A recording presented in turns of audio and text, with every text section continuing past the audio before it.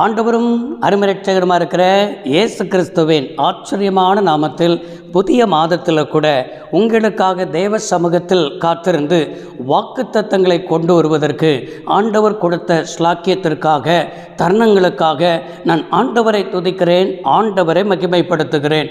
எனக்கு அருமையான கர்த்தருடைய பிள்ளைகளே, நம்முடைய ஆண்டவர் கடந்த 6 மாதங்கள் கண்மணி போல கர்த்தர் காத்து வந்தார். 7வது மாதத்தில் ஆண்டவர் பிரவேசிக்கும்படி கர்த்தர் கிருபையை தந்திருக்கிறார். 7 என்று சொன்னாலே பரிபூர்ணம். இந்த பரிபூர்ணமான மாதத்தில் ஆண்டவர் நமக்கு தருகிற வாக்குத்தத்தம் ஏசாயா தீர்க்கதரிசன புத்தகம் 41ஆம் அதிகாரம் 17வது வசனம். சிறுமையும் எளிமையுமானவர்கள் தண்ணீரை தேடி அது கிடையாமல் தங்கள் நாவு தாகத்தால் வருளும் பொழுது கர்த்தராகிய நான் அவர்களுக்கு செவி கொடுத்து இஸ்ரவேலின் தேவனாயிருக்கிற கர்த்தர் நான் கைவிடாதிருப்பேன் என்பதாக கர்த்தர் இந்த மாதத்தில் நமக்கு வாக்கு பண்ணி கொண்டிருக்கிறார். இந்த வார்த்தைக்காக ஜெபிப்போம். சர்வ வல்லமையுள்ள தெய்வமே, அன்பு தகப்பனே, ஏசாயா 41 வசனம் 17 இந்த மாதத்தில் வாக்குத்தத்தமாய் தந்திருக்கிறேன். இந்த வார்த்தைக்காக சோத்திரம், இந்த வாக்குத்தத்தங்களுக்காக சோத்திரம். இந்த வார்த்தையின்படியே எங்கெங்கெல்லாம் உட்கார்ந்து கேட்கிறார்களோ கேட்கிற ஜனங்கள் ஆசீர்வதிக்கப்பட, இந்த மாதம் ஆசீர்வதிக்கப்பட்ட மாதமாக இருக்க இந்த வார்த்தை அநேகருடைய வாழ்க்கையை மாற்றத்தை கொண்டு வர உதவி செய்யும். இயேசு இரட்சக நாமத்தில் பிதாவே, ஆமென். இங்கே ஏசாயா தீர்க்கன் மூலமாக கர்த்தர் சொல்கிற ஒரு வார்த்தை தான் நம்மளை பார்த்து ஆண்டவர் சொல்கிறார். சிறுமையும் எளிமையுமானவர்கள் தண்ணீரை தேடி அது கிடையாமல் தங்கள் நாவு தாகத்தால் வருளும்போது இஸ்ரவேலின் தேவன் நான் அவர்களுக்கு செவி கொடுத்து அவர்களை கைவிடாது இருப்பேன் என்பதாக கர்த்தர் இந்த மாதத்தில் வாக்கு பண்ணியிருக்கிறாரே.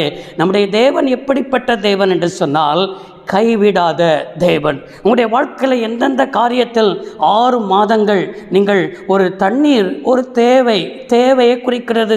நம்முடைய தேவைக்காக, குடும்பத்தின் தேவைகளுக்காக, தனிப்பட்ட தேவைகளுக்காக எதற்கெல்லாம் உங்களுடைய வாழ்க்கையில் கிடைக்காதபடிக்கு என் வாழ்க்கையில் இன்றைக்கி கிடைச்சிரும், இந்த மாதத்தில் கிடைச்சிரும், இந்த நாட்களில் கிடைச்சிரும் என்று சொல்லி நீங்கள் கிடைக்கும் என்று நம்பி 6 மாதங்கள் கடந்து விட்டதல்லவா? இந்த 7வது மாதத்தில் தான் கர்த்தர் என்ன சொல்கிறார்னா, தண்ணீரை தேடி அது கிடையாமல். அப்படி என்றால் எப்பொழுதுமே ஆண்டவர் எப்பொழுதும் நம்முடைய தேவைகள் என்னது என்பது நம்முடைய ஆண்டவர் அறிந்திருந்தாலும் ஆண்டவர் எப்பொழுதுமே தாகத்தை தணிக்க விடமாட்டார், தாகத்தை அதிகரித்து கொண்டே இருப்பார். இன்னும் என் மகள் தேடட்டும், இன்னும் என் மகன் என்ன செய்யட்டும், அதிகமாய் தேடட்டும். இன்னும் தாகத்தை அதிகரிக்க அதிகரிக்க அதிகரிக்க எதை குறிக்கிறது என்றால் நாம் அவர் மேல் வைத்திருக்கிற நம்பிக்கையை இன்னும் அதிகரிக்கணும்னு எதிர்பார்க்கிறார். இன்னும் என் பிள்ளை கிட்டி சேரணும், இன்னும் என் பிள்ளை என்ன நம்பணும் என்பதற்காக தான் ஆண்டவர் காலதாமதம் பண்ணுகிறார் என்பதை புரிந்து கொள்ளணும். நம்முடைய வாழ்க்கையில் ஆண்டவர் மௌனமாகவே இருக்கிறாரு, ஆண்டவர் குறுக்கிடாமலே இருக்கிறாரு. நான் எவ்வளவு வேதனைப்படுறேன், என் தாகத்தினால என் நாவெல்லாம் வறண்டு போகிறது போல, அவ்வளவுதான் என் வாழ்க்கை, இனிமேல் எனக்கு பலனே இல்லை என்று சொல்லி நீங்கள் நினைப்பீர்கள். ஆனால் என் ஆண்டவர் எப்படிப்பட்ட தேவன் தெரியுமா? உன்னை திராணிக்கு மேலாக சோதிக்கப்பட என்ன செய்ய மாட்டார், விடமாட்டார். தாங்கிட பலன் தருவார். தப்பித்து செல்லவும் வழிகளையும் ஆண்டவர் உண்டாக்குகிறவர். நீ தான் நினைக்கிற, ஐயோ என்னால் முடியலை, இனிமேல் என்ன வாழ்க்கையில் இந்த தாகத்திலிருந்து, இந்த தேவையிலிருந்து, இந்த சூழ்நிலையிலிருந்து என்னால் தப்பு வைக்க முடியாது, என் வாழ்க்கை முடிஞ்சது என்று சொல்லி நீ தான் நினைத்து கொண்டிருக்கிற மகனே, மகளே. ஆனால் நான் உன் வாழ்க்கையில் நீ தாகத்தால் வருளும் பொழுது, நீ உன் வாழ்க்கையில் எப்போ முடியாதுன்னு சொல்கிறாயோ, எப்பொழுது என் வாழ்க்கையில் அவ்வளவுதான் என்று சொல்லி நீ நினைத்து புலம்புகிறாயோ, கண்ணீர் வடிக்கிறாயோ, அந்த நேரத்தில் கர்த்தர் சொல்கிற ஒரு வார்த்தை, கர்த்தராகிய நான் செவி கொடுத்து என்று சொல்லப்பட்டிருக்கிறது. கர்த்தர் எல்லாவற்றையும் அறிந்திருக்கிறார். நீ முடியலைன்னு சொல்லும்போது தான் கர்த்தர் தம்முடைய கரத்தை உனக்கு கொடுப்பார். நீ முடியலைன்னு சொல்லும்போது தான் அவர் உனக்கு செவி கொடுத்து இஸ்ரவேலின் தேவனாகிய நான் அவர்களை கைவிடாதிருப்பேன். ஏனென்றால் நீங்கள் அவர் கையை பிடித்திருக்கீங்க என்பதை விட அவர் உங்கள் கையை பிடித்திருக்கிறார். நம்ம அவர் கையை பிடிச்சிருந்தோம்னா போராட்டம் வரும்போது, பிரச்சனைகள் வரும்போது, தேவைகள் வரும்போது இருக்கும்போது அவருடைய கையை நம்ம விட்டுருவோம். ஆனால் அவர் நம்ம கையை பிடிச்சிருக்கிறதுனால எந்த போராட்டம் வரட்டுமே, எந்த புயல் அடிக்கட்டுமே, எந்த எதிர்காற்று அடிக்கட்டுமே, எந்த பெருங்காற்று அடிக்கட்டுமே, அவர் நம்ம கையை பிடிச்சிருக்கிறதுனால நம்ம எவ்வளவுதான் அவர் கையை விட்டு எடுக்கணும்னு முயற்சி பண்ணினாலும் என் தேவன் அவர் பிடித்த கையை அவர் விடாதபடி உங்களை பற்றி கொள்வார் என்பதை விளங்கி கொள்ளணும். வேதாகமத்தில் எப்ராயிமை குறித்து வேதத்தில் வாசிக்கிறோம். இந்த எப்ராயிம் என்ன செய்தான்? ஆண்டவரை விட்டு தூரம் போனான், ஆண்டவருக்கு துரோகம் பண்ணினான். அவனுடைய கோத்திரமே ஆண்டவருக்கு துரோகம் பண்ணினதாக என்ன செய்ய முடிகிறது? பார்க்க முடிகிறது. ஆனால் அப்படிப்பட்ட சூழ்நிலையில் தான் ஓசியா தீர்க்கதரிசன புத்தகம் 11ஆம் அதிகாரம் 8வது வசனத்தில் ஆண்டவர் எப்ராயிமே நான் உன்னை எப்படி கைவிடுவேன் என்று சொல்லி என்ன செய்திருக்கிறார்? எப்ராயிமை குறித்து எழுதியிருக்கிறதை பார்க்க முடிகிறது. நீ உண்மையிலேயே நீ என்னை விட்டு தூரம் போனப்பா, உன் அன்பின் கைகளால் நான் கட்டி இழுக்கிற தேவன், நீ திருப்பி போடாத அப்பந்தான், நீ வேகாத அவன்தான், நீ ஒரு அறவைக்கடை போல தான் இருக்கிற, ஆனாலும் நீ என் பிள்ளை, நீ என்னுடைய மகன், நீ என்னுடைய பிள்ளையாக இருக்கிறபடினால் உன்னை எப்படி கைவிடுவேன் என்பதாக கர்த்தர் ஓசியா தீர்க்கனை கொண்டு ஆண்டவர் அங்கே எப்ராயிமுக்கு கர்த்தருடைய வார்த்தை வருகிறது. நீங்கள் நினைக்கலாம், நான் இவ்வளவுலாம் பாவம் பண்ணியிருக்கிறேனே, நான் சரியாக ஜெபம் பண்ணலை, ஆண்டவரோடு கூட அமரலை, ஆலயத்துக்கு கூட ஏனோ தானமாக தான் போகிறேன், என் வாழ்க்கையில் இப்படிப்பட்ட நாட்களில் கர்த்தர் என்னெல்லாம் நினைத்து பார்ப்பாரா? அருமையான சகோதரனே, சகோதரியே, இந்த 7வது மாதத்தில் உன்னை தட்டி எழுப்பி நீ வெகு தூரம் போக வேண்டும், உன்னை நான் கைவிடாது இருப்பேன், நீ எந்த இடத்துல விழுந்தாயோ அதே இடத்துல கர்த்தர் உன் தலையை உயர்த்தி உன்னை அழகு பார்ப்பதற்கு போதுமானவராக இருக்கிறேன். இன்றைக்கு தேவையின் மத்தியில் நீ இருந்து கொண்டிருக்கிறாய், உனக்கு பல தேவைகள் இருக்கிறது. இந்த தேவையின் மத்தியில் புலம்பிக் கொண்டிருக்கிறது தான் என் ஆவியானவர் ஆவியில் காண்பித்து கொண்டிருக்கிறார். இந்த தேவையின் மத்தியில் தான் நான் உன்னை கைவிடாது இருப்பேன் என்பதாக கர்த்தர் பேசி உன் தாகத்தை நானே தீர்க்கிற நல் மருந்தாக இருக்கிறேன் என்பதாக கர்த்தர் வாக்கு பண்ணி கொண்டிருக்கிறார். 2வது ஏசாயா தீர்க்கதரிசன புத்தகம் 42ஆம் அதிகாரம் 16வது வசனத்தில் ஏசாயா தீர்க்கன் மூலமாய் கர்த்தர் சொல்லுகிறார், குருடனை அவன் அறியாத வழியில் நடத்தி அவன் தெரியாத பாதையில் அழைத்து கொண்டு வந்து அவனுக்கு முன்பாக இருளை வெளிச்சமாய் மாற்றி கோலனாளவை செவ்வையாக்குவேன், இந்த காரியத்தை நான் செய்து அவனை கைவிடாதிருப்பேன் என்பதாக கர்த்தர் வாக்கு பண்ணி கொண்டிருக்கிறார். இங்கே குருடன் என்று சொன்னப்பட்டால் இங்கே நம்மளை தான், இஸ்ரவேல் ஜனங்களை தான் என்ன செய்யப்பட்டிருக்கிறது? ஆண்டவர் சொல்லியிருக்கிறார். இன்றைக்கும் ஆண்டவரை மறந்து போன ஜனங்களாய் நாம் இருக்கிறோமே, அவருடைய வார்த்தையை மறந்து போன நிலைமையில் இருக்கிறோமே, அடுத்த நிலைமையில் என்ன செய்வதுன்னு நமக்கு புரியலை, அடுத்த கட்டத்தில் என்ன செய்வதுன்னு புரியலை. நம்ம குருடன்னு சொன்னால் சரீரத்தில் உள்ள குருட்டுத்தன்மை நினைக்கிறோம், இயேசுவை அறியாத குருடர்கள் என்று நினைக்கிறோம். இன்றைக்கு நீங்களும் நானும் ஆவிக்குரிய ரீதியில் குருடர்களாய் காணப்படுகிறோம். ஆவிக்குரிய வாழ்க்கையில் வளர்ச்சி இல்லை, ஆவிக்குரிய ரீதியில் அடுத்த கட்டத்துக்கு முன்னேறலை, தனிப்பட்ட வாழ்க்கையில் உலகத்தின் காரியத்தில் எந்த ஒரு காரியத்திலையும் அடுத்த அடி எடுத்து வைப்பதற்கு என்னன்னே புரியாதபடி இருக்கிறீங்கள் அல்லவா? இன்னைக்கு ஆண்டவர் சொல்கிறார், அறியாத வழியின் மத்தியிலும் நான் உன்னை கைவிடாது இருப்பேன்.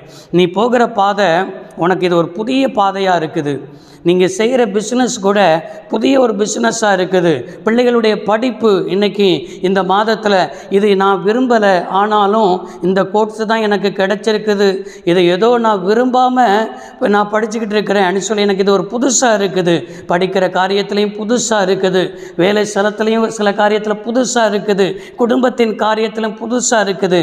அறியாத வழியில் தெரியாத பாதையில் தான் கர்த்தர் நடத்துவார். இஸ்ரவேல் ஜனங்கள் அறிந்திருந்த பாதை எந்த பாதை என்று சொன்னால், செங்கடல் வெளியிலிருந்து அவர்கள் இஸ்ரவேல் அவர்களை எகிப்து தேசத்திலிருந்து அழைத்து வரும் பொழுது பெலிஸ்தர் வழியாய் போவது அவர்களுக்கு சமீபமாக இருந்தாலும் அந்த வழியாய் ஆண்டவர் நடத்தாமல் தெரியாத பாதை செங்கடல் வழியாக ஆண்டவர் நடத்தினார்.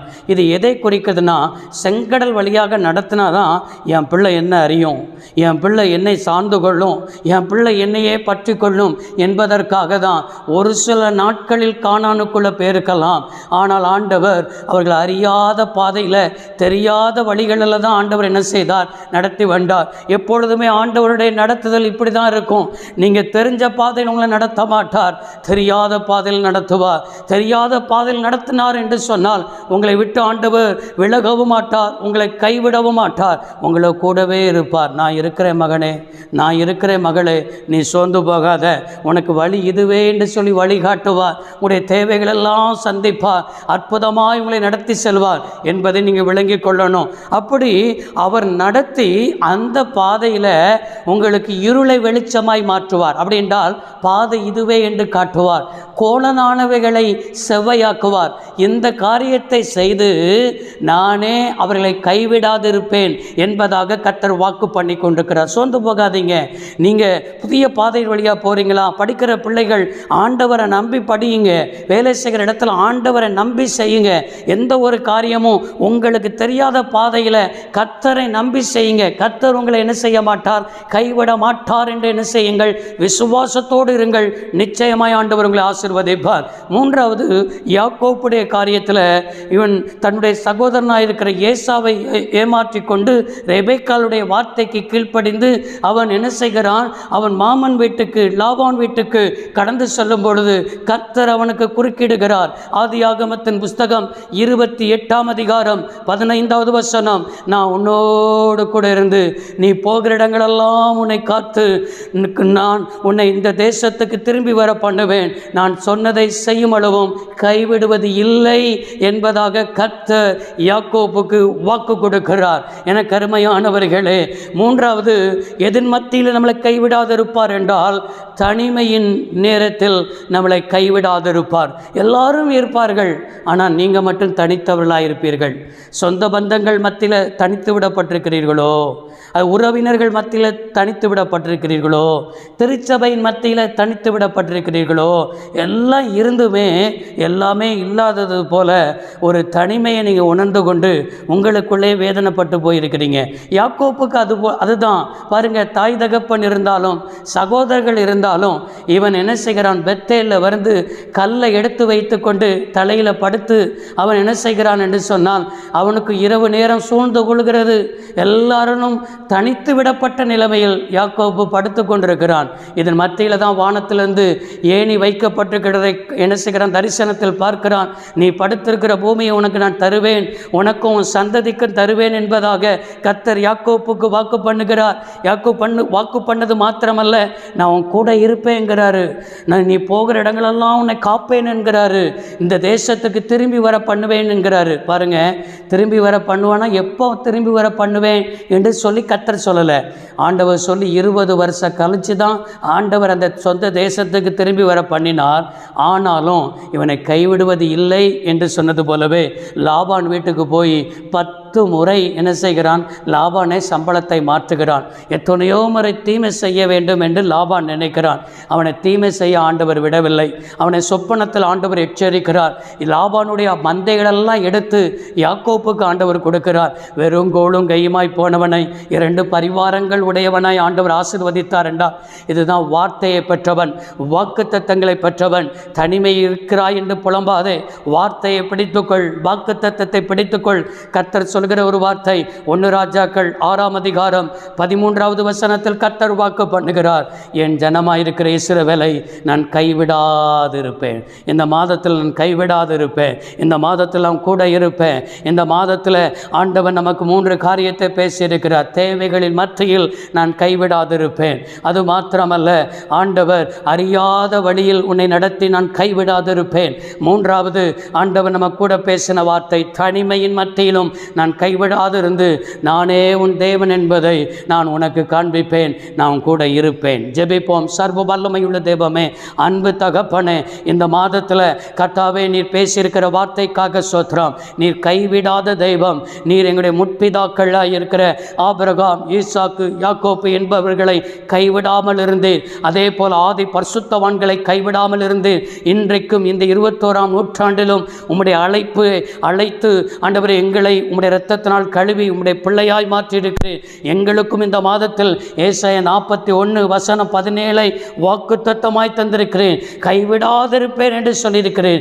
அப்படியே நீர் எங்களை கைவிடாமல் இருந்து இந்த மாதத்தின் சகல தேவைகளை சந்தித்து போக்குவரத்தெல்லாம் பாதுகாத்து இந்த மாதத்தில் ஆண்டவரை மீதமும் மிச்சமும் எடுக்க உதவி செய்ய பரிபூர்ண மாதத்தில் பரிபூர்ண நன்மையை பெற்றுக்கொள்ளணும் என்று ஆசீர்வதிக்கிறோம். உம்முடைய நாமத்தை மகிமைப்படுத்தும் இயேசு ரட்சக நாமத்தில் வேண்டி கேட்கிறோம் நல்ல பிதாவே, ஆமேன். கர்த்தர் ஆசீர்வதிப்பாராக. God bless you all.